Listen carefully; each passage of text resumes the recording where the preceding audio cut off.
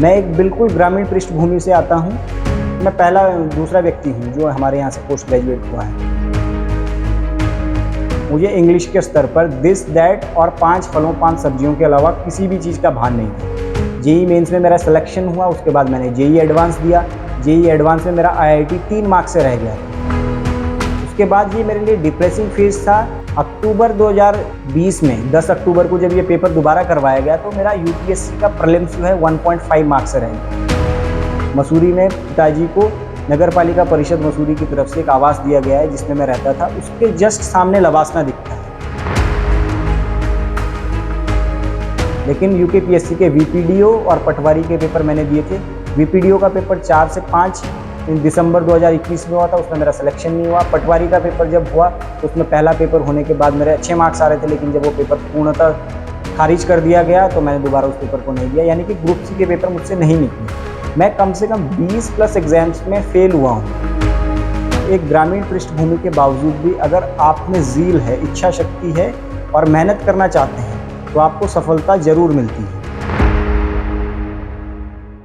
Thank you to DKT Team. Delhi Knowledge Track is something that I used to binge watch जब पहले, even though when I had started full-fledged preparation. The most authentic source of topper videos where it's too raw, unfiltered, and where people are extremely honest is Delhi Knowledge Track, and it has a compilation of almost all the toppers of across the years. So that's your one-step solution if you want to devise a strategy plan or get some inspiration or get some idea from. So thank you DKT to give this platform to share my strategy, and it felt surreal and it felt very satisfying to work with you. Thank you. नमस्कार, मेरा नाम अनिल सिंह रावत है। UKPSC अपर subordinate में मेरा 5वां rank आया और मुझे डिप्टी कलेक्टर एसडीएम के लिए चयनित किया गया है। आज मैं अपनी स्टोरी बताऊंगा कि एक ग्रामीण पृष्ठभूमि से लेकर एक डिप्टी कलेक्टर यानी कि क्षेत्र का, पूरे जौनपुर क्षेत्र का पहला डिप्टी कलेक्टर निकलने तक की मेरी यात्रा कैसे रही है। मैं एक बिल्कुल ग्रामीण पृष्ठभूमि से आता हूं। मैक्सिमम लोग अगर मुझसे रिलेट कर पाएंगे तो एक ग्रामीण पृष्ठभूमि के बावजूद भी अगर आप में ज़ील है, इच्छा शक्ति है और मेहनत करना चाहते हैं तो आपको सफलता जरूर मिलती है। तो मैं अपने बारे में बताऊंगा। तो मैं ग्रामीण क्षेत्र जौनपुर, टिहरी गढ़वाल के जौनपुर क्षेत्र के कैम्पटी के मतेला गांव से आता हूं, जहां पर मेरी प्राथमिक शिक्षा मेरे गांव से ही हुई है, जो सिद्ध हमारी पाठशाला मतेला था। 1989 में डॉक्टर पवन कुमार गुप्ता ने सिद्ध संस्थान society for integration and development of Himalayas करके एक सोसाइटी शुरू की थी, जिसने शिक्षा के स्तर पर जौनपुर में काम किया। मैं उसी संस्थान से पढ़ा हूं। मैं अपने परिवार के बारे में बताऊं तो मेरे दादाजी नगर पालिका परिषद मसूरी में गैंगमैन के तौर पर चतुर्थ श्रेणी में काम किया करते थे। मेरे पिताजी भी उन्हीं की जगह नगर पालिका परिषद मसूरी में चतुर्थ श्रेणी के कर्मचारी हैं। मेरे गांव में मैं दूसरा पोस्ट ग्रेजुएट हूं, क्योंकि इससे पहले शैक्षिक स्तर जौनपुर का ये रहा है कि हमारे यहाँ शिक्षा पर उतना ध्यान नहीं दिया जाता था। मैंने पढ़ाई को निरंतर जारी रखा। साथ में मैं बताना चाहूंगा कि एक वैसा पृष्ठभूमि जो ग्रामीण पृष्ठभूमि है, उसका व्यक्ति भी बड़े लक्ष्य अगर रखे, उनको हासिल करने का प्रयास करे तो जरूर प्राप्त करता है। मैंने सिविल सर्विसेज की तैयारी करी तो मैं उत्तराखंड पीसीएस में सफल रहा। इसके साथ ही मैं बताना चाहूंगा कि मेरी प्राथमिक शिक्षा गांव से होने के बावजूद मैंने जवाहर नवोदय विद्यालय का एंट्रेंस एग्जाम दिया और उसमें मैं जब सफल रहा तो मेरे को जवाहर नवोदय विद्यालय पौखाल से मुझे अपनी माध्यमिक और उच्च माध्यमिक शिक्षा पूर्ण करने का मौका मिला। कक्षा 10वीं में मैं अपने स्कूल का प्रथम विद्यार्थी था जिसको 10 सीजीपीए मिले।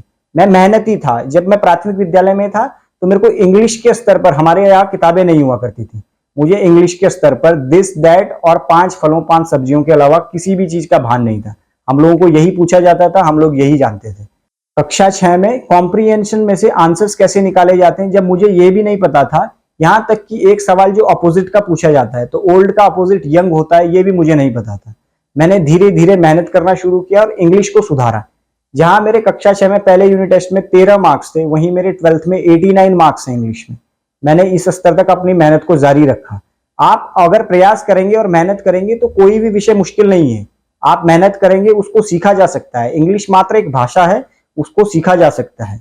मैंने जवाहर नवोदय विद्यालय से अपनी शिक्षा 2007 में शुरू की, 2014 में पास आउट हुआ। वहां पे मुझे सानिध्य मिला अपने गुरुजनों का, जहाँ पे श्री राजेश कुमार जी जो हमारे सोशल साइंसेस के टीचर थे, उन्होंने मुझे सिविल सर्विसेज का पहला बीज डाला। उन्होंने उस टाइम पे वो सिविल सर्विसेज के एग्जाम्स दे रहे थे और इंटरव्यूज दे रहे थे।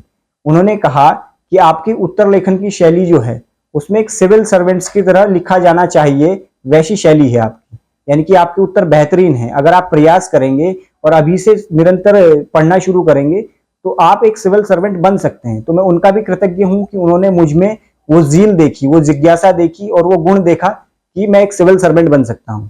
उसके बाद मैंने जवाहर नवोदय विद्यालय में ही हमारे श्री बलदेव गोदियाल जी जो आईएएस है मध्य प्रदेश कैडर में, वो आए थे 2009 में। उन्होंने अपना मार्गदर्शन का भाषण दिया था। अभिभाषण में मैंने उनसे सवाल पूछा था कि सर मैं भी चाहता हूं आपकी तरह सिविल सर्वेंट बनूं, एक प्रशासनिक अधिकारी बनूं, तो मुझे इस समय कैसे पढ़ना चाहिए, अपने पढ़ने के तरीकों को कैसे ढालूं कि बाद में मुझे मददगार सिद्ध हो। तो उन्होंने मुझे बताया कि आप अपनी एनसीईआरटीज को डिटेल में पढ़िए, बहुत आराम से पढ़िए और उनको समझने की कोशिश कीजिए, मात्र रटिए मत और उत्तर मत लिखिए। आप समझेंगे तो आपकी अवधारणा बनेगी। मैंने अपने पढ़ने के तरीके को धीरे धीरे चेंज करना शुरू किया और अच्छे उत्तर लिखने की तरफ प्रयास किया। उसके बाद मैंने 10वीं में 10 सीजीपीए प्राप्त किए और उसके बाद मैं चाहता था कि मैं ह्यूमैनिटीज पढूं, लेकिन मेरे को साइंसेज में रखा गया क्योंकि एक प्रोफेशनल डिग्री साइंस के माध्यम से मैं प्राप्त करना चाहता था। तो उसके बाद मैंने पीसीएम पढ़ा और 12th में ही मैंने जेई मेंस का एग्जाम दिया। जेई मेंस में मेरा सिलेक्शन हुआ। उसके बाद मैंने जेई एडवांस दिया। जेई एडवांस में मेरा आईआईटी 3 मार्क्स से रह गया था। मैंने जेई मेंस की काउंसलिंग के आधार पर उत्तराखंड में ही जीबी पंत इंजीनियरिंग कॉलेज घुड़दौड़ी पौड़ी गढ़वाल में एडमिशन लिया। 2014 में मैंने एडमिशन लिया और 2018 तक मैंने इंजीनियरिंग अपना इलेक्ट्रॉनिक्स एंड कम्युनिकेशन इंजीनियरिंग में पूरा किया। कॉलेज के दौरान भी मैं टॉप 5 स्टूडेंट्स में था, जहां पे मेरी तैयारी अच्छी खासी थी। उस दौरान भी मैंने अपनी प्रशासनिक सेवाओं की जो तैयारी है उसको बनाए कैसे रखा, मैंने कुछ जो बेसिक किताबें उनको पढ़ना शुरू किया, साथ में न्यूज और एडिटोरियल्स को फॉलो करना शुरू किया। इससे मेरी नींव मजबूत होती रही। उसके बाद मैंने कुछ टाइम प्राइवेट में जॉब किया। 2019 सितंबर में मैंने पूर्णतः अपने आप को यूपीएससी की तैयारी में झोंक दिया और वहां पर मैंने प्रयास किया कि मैं सिविल सर्विसेज के अटेम्प्ट्स दूं। 2019 में जब मैं दिल्ली गया, मैंने फाउंडेशन कोर्स ज्वाइन किया, लेकिन वहां पर कुछ समय में रह पाया। यहां तक कि मैंने हिंदी साहित्य डॉक्टर विकास दिव्य कीर्ति से पढ़ा, जो कि क्विक बैच उस टाइम पे शुरू किया गया था। उसमें मैंने 78 दिन में हिंदी साहित्य कंप्लीट किया। उसके बाद जब मार्च 2020 में लॉकडाउन लग गया तो लॉकडाउन के चलते मुझे घर आना पड़ा और मैं गांव चला गया। उसके बाद ये मेरे लिए डिप्रेसिंग फेज था, क्योंकि जब आप अच्छी तैयारी में हो और उसके बाद एकदम से आपको पढ़ाई से दूर कर दिया जाए, किताबों से दूर कर दिया जाए, तो आप डिप्रेशन में जा सकते हैं। तो मेरे लिए भी ऐसा ही था। अक्टूबर 2020 में 10 अक्टूबर को जब ये पेपर दोबारा करवाया गया तो मेरा यूपीएससी का प्रीलिम्स जो है 1.5 मार्क्स से रह गया।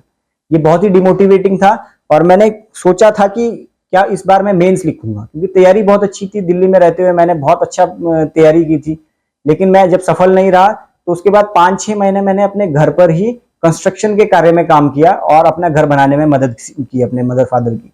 उसके बाद जब मेरे को लगा कि अब कुछ हो नहीं रहा है तो 2021 में मैं मसूरी शिफ्ट हो गया। मसूरी में पिताजी को नगर पालिका परिषद मसूरी की तरफ से एक आवास दिया गया है जिसमें मैं रहता था। उसके जस्ट सामने लबासना दिखता है। जब मैं लबासना को सुबह शाम देखा करता था, सुबह सूरज उगते और शाम को जब शाम ढलती थी, तो मेरे को एक मोटिवेशन मिलती थी कि मैं फिर से लबासना कभी जा पाऊंगा क्या मैं घर वापसी कर पाऊंगा क्या। मेरे लिए जब मैं दिल्ली में था तो मैं अपने दोस्तों से कहा करता था कि मैं घर वापसी करना चाहता हूँ, यानी कि मैं लबासना लौटना चाहता हूँ। तो इसी मोटिवेशन को बनाते हुए मैंने 2021 में फिर से तैयारी करना शुरू किया।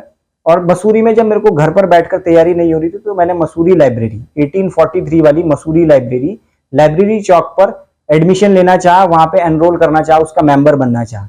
लेकिन पहले मुझे बताया गया कि वहां पे 30 वर्ष से नीचे के जो लोग हैं उनको मेंबरशिप नहीं दी जाती है। मेरी रिक्वेस्ट करने पर मुझे एक्स्ट्रा ऑर्डिनरी कंडीशंस पे वहां पर मेंबरशिप दी गई। वहां पर बैठकर मैंने अध्ययन किया। मेरे पास बुक्स थी, मैंने अपनी बुक्स वापस लाई दिल्ली से और फिर से तैयारी करना शुरू किया। 2021 में ही जब यूकेपीएससी का नोटिफिकेशन आया अगस्त में, मैंने यूकेपीएससी का मेरे को सजेशन देने वाले श्री आशुतोष सती जी, जो मसूरी में उस टाइम पे नगर पालिका परिषद मसूरी में अधिशासी अधिकारी थे, उन्होंने मेरे को एक सलाह दी और कहा कि आप उत्तराखंड पीसीएस का फॉर्म भी भरिए।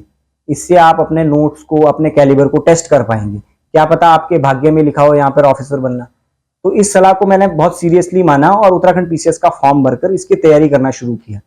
मैंने उत्तराखंड पीसीएस के लिए उत्तराखंड से संदर्भ में 2 किताबें, यानी कि परीक्षावाणी और विंसर ईयरबुक, ये 2 किताबें ली और इनको पढ़ना शुरू किया और उत्तराखंड को समझना शुरू किया। साथ में मैं जीएस की तैयारी कर रहा था, उत्तर लेखन का मैं निरंतर प्रयास कर रहा था, उनको जांच रहा था स्वयं से। उसके बाद मैंने यूकेपीएससी के साथ में यूपीएससी के साथ में यूकेपीएससी की तैयारी करनी शुरू की। 2021 में ही जब पीयर प्रेशर और घर वालों का प्रेशर बनता है तो हमें कुछ ना कुछ अपने लिए आय के स्रोत खोजने पड़ते हैं। मैं इस दौरान मैं पढ़ा 2014 से रहा था। 2014 में जब मैं छुट्टियों में आता तो मैं पढ़ाता था, लेकिन वो मेरा परमानेंट नहीं था कि वहां से मेरे को आय मिल रही थी। जब 2021 में मैं सेल्फ इंडिपेंडेंट से एक घर वालों के ऊपर मतलब फाइनेंशियली डिपेंड हो गया, तो मैंने सोचा कि मैं ट्यूशंस पढ़ा के या कोचिंग पढ़ा के अपना काम चलाऊंगा। तो मैंने ट्यूशंस पढ़ाने शुरू किए। मैंने 9th से 12th क्लास के बच्चों को पीसीएम पढ़ाया और उससे जो आय होती थी उसको मैं अपने बुक लिस्ट पे अपने शौक या जो चीजें मुझे चाहिए थी उनको पूरा कर पाता था।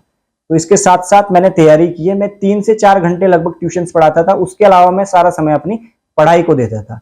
मेरा शेड्यूल रहता था कि मैं सुबह उठकर लाइब्रेरी जाऊं, लाइब्रेरी में 5-6 घंटे पढूं, उसके बाद शाम को 6 बजे से ट्यूशंस लेता था और उसके बाद मॉल रोड पे घूमने चला जाया करता था। जब 2021 में मैंने फिर से प्रीलिम्स दिया अपना और प्रीलिम्स मेरा क्लियर नहीं हुआ, साथ में मैं इसका भी दे रहा था यूकेपीएससी का। 3 अप्रैल को यूकेपीएससी का पेपर दिया मैंने और इसके बाद जून में जो थे यूपीएससी का पेपर था। जब मेरा यूकेपीएससी का पेपर क्लियर हो गया और यूपीएससी क्लियर नहीं हुआ तो बहुत डिप्रेसिंग फेज था मेरे लिए। उसके बाद मैंने कई घंटों जो है मैंने हाथी पांव की रोड, वेवरली वाली रोड पर कई घंटों अकेला चला हूं और खुद को इंट्रोस्पेक्ट किया कि क्या मुझ में सिविल सर्वेंट का गुण है कि नहीं है, मेरी तैयारी में मुझे रिजल्ट क्यों नहीं मिल रहा है। मैंने उत्तराखंड के संदर्भ में जब आपके ऊपर प्रेशर होता है तो आप बहुत सारे एग्जाम्स देते हो। मैंने भी उत्तराखंड में यूके ट्रिपल एससी के समूह ग के पेपर दिए हैं, लेकिन मुझे सफलता नहीं मिली। लोग कहते हैं कि आपको सफलता इसलिए नहीं मिली क्योंकि आप यूकेपीएससी में एसडीएम बनने के लिए बने थे, लेकिन नहीं। जब डिप्रेसिंग फेज होता है तो आप हर चीजें अपनाते हो, हर जगह आप हाथ पांव मारते हो कि कहीं ना कहीं आपको सेटलमेंट मिले। लेकिन यूकेपीएससी के वीपीडीओ और पटवारी के पेपर मैंने दिए थे। वीपीडीओ का पेपर 4 से 5 दिसंबर 2021 में हुआ था, उसमें मेरा सिलेक्शन नहीं हुआ। पटवारी का पेपर जब हुआ तो उसमें पहला पेपर होने के बाद मेरे अच्छे मार्क्स आ रहे थे, लेकिन जब वो पेपर पूर्णतः खारिज कर दिया गया तो मैंने दोबारा उस पेपर को नहीं दिया। यानी कि ग्रुप सी के पेपर मुझसे नहीं निकले।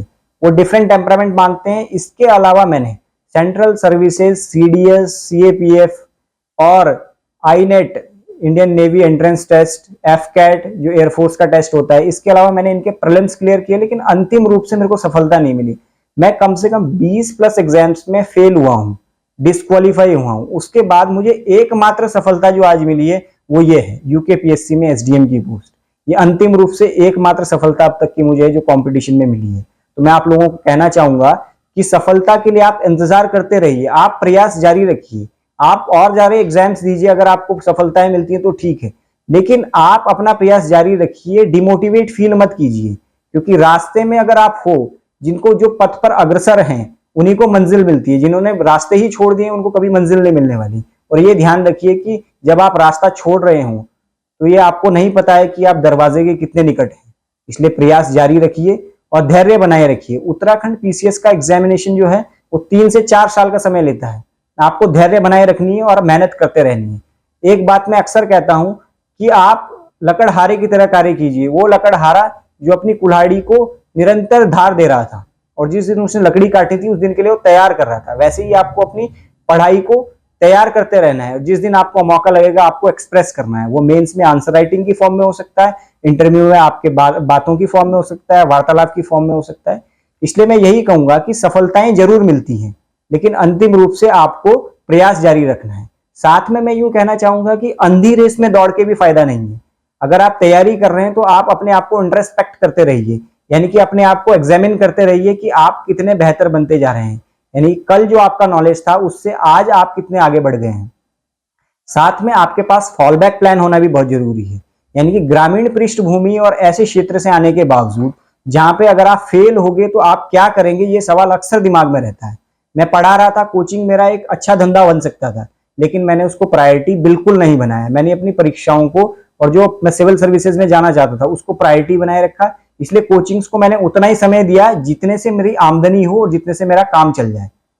साथ ही मैंने इसके साथ मास्टर्स किया, पोस्ट ग्रेजुएशन किया।